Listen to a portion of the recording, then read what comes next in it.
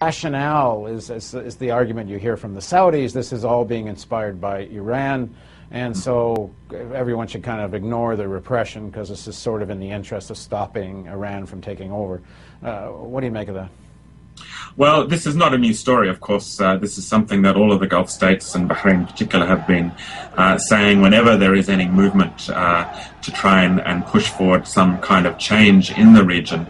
It's clear from the demonstrations that we've seen over the last couple of months that the demonstrators in Bahrain have been very, very adamant that they are not controlled or being influenced by Iran.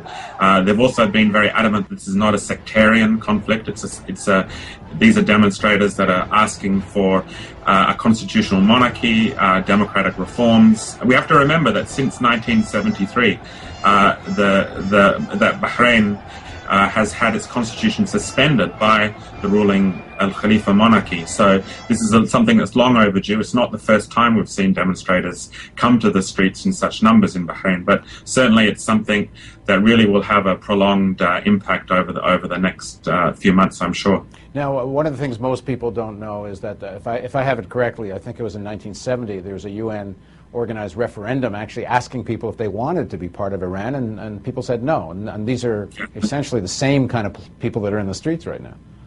That's right, and the demonstrators are not just Shia. They're also Sunni demonstrators have been prominent in these, and the political organizations that we see, of course, many drawing upon the Shia political communities, but we also see Sunni and secular organizations that have been very prominent throughout these demonstrations. So what's at role here is, to a large extent, the Gulf Cooperation Council. It was under that rubric of that the Saudi sent their